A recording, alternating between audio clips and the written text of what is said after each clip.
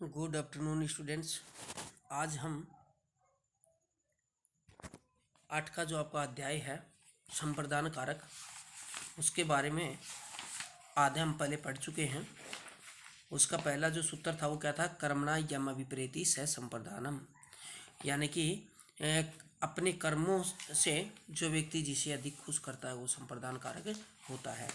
अब उसमें आगे का जो अध्याय है उसमें ये एक दिया गया है, उसको हम बड़े गौर से बड़े समझ के साथ पढ़ने जा रहे हैं, तो ध्यान से पढ़ना और अच्छे से समझना।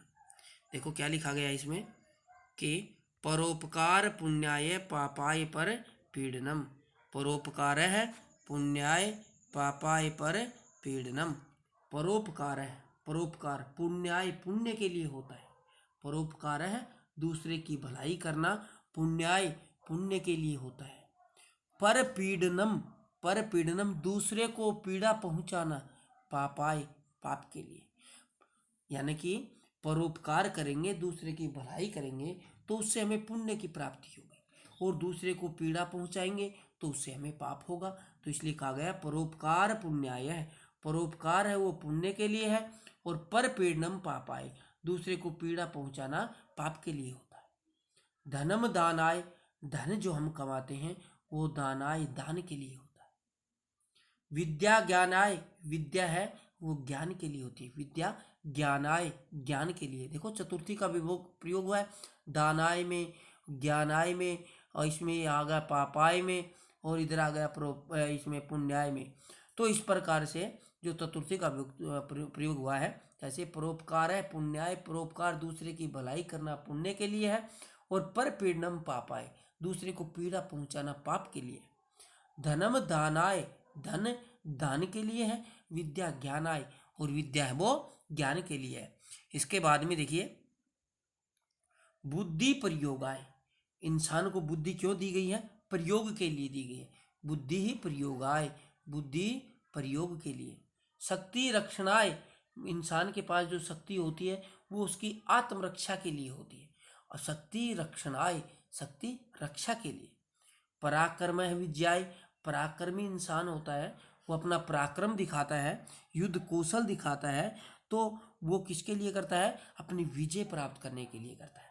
परिश्रमम कल्याणाय, परिश्रम करना, मेहनत करना। इंसान मेहनत क्यों करता है? अपने कल्याण के लिए करता है, अपने भले के लिए करता है। व्यायामय स्वास्थ्याय, व्यायाम करना, व्यायाम इंसान क्यों करता है? अपने स्वास्थ्य के लिए करता है, कि मेरा स्वास्थ्य स्वच्छ रहे, मैं बीमार ना हूँ, और मेरा शरीर है वो हमेशा तंदुरुस्त रहे। इसलिए व्यायाम है स्वास्थ्याय, व्यायाम है वो स्वास्थ्य के लिए होता है। दुग्धम पोषणाय, दुग्धम दूध पोषणाय पोषण के लिए होता है। इंसान दूध क्यों पीता है? उसके शरीर को पौष्टिकता मिले, उसका शरीर तरोताजा रहे, इसलिए दुग्धम पोषणाय व्यक्ति के, इंसान के पोषण के लिए दूध होता है। सूर्याय, सूर्य है प्रकाशाय, सूर्य प्रकाश के लिए होता है, क्योंकि सूर्य जब उदय होता है आपको पता ही है वो प्रकाश देता है, तो इसलिए सूर्य वो प्रकाश के लिए होता है। चंद्रमा शीतलताए, चंद्र है चंद्रमा शीतलताए, शीतलता के लिए, चंद्रमा शीतलता के लिए होता है, क्योंकि रात में आपको पता है ठंड पड़ती है, और दिन में सूर्य की धूप से बहुत गर्मी पड़ती है, इसलिए चंद्रमा है वो रात को शीतलता प्रदान करता है। इसलिए शीतलता के लिए चंद्रमा होता है, प्रकाश के लिए सूर्य होता है। मेघा जलाए, बादल होते हैं वो जल के लिए होते हैं, यानी कि जल के लिए ही बादलों का, बादल कैसे बनते हैं? अगर आसमान में बादल हैं और बादलों में अगर जल है तभी तो वो बरसेंगे, इसलिए मेघा जलाए, बादल है वो जल के लिए होते हैं।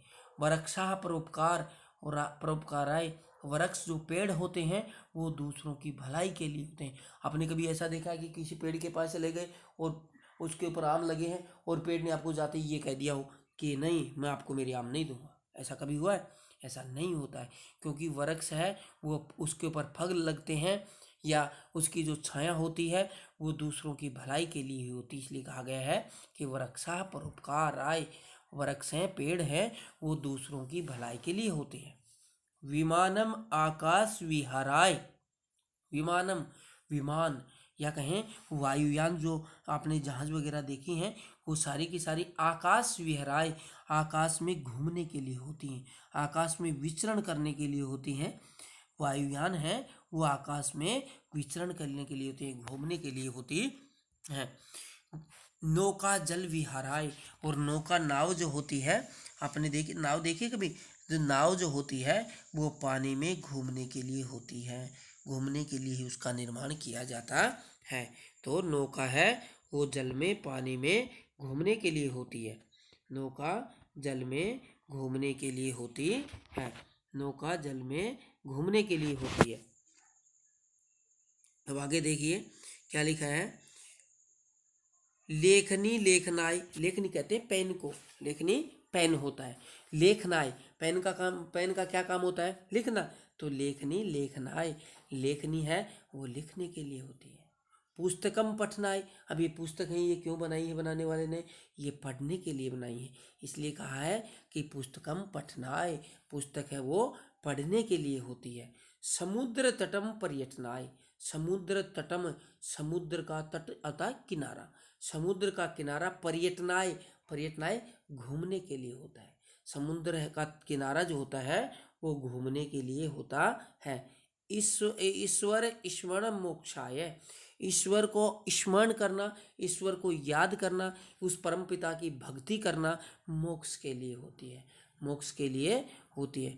तो ईश्वर स्मरण मोक्षाय, ईश्वर का स्मरण करना मोक्ष के लिए होता है।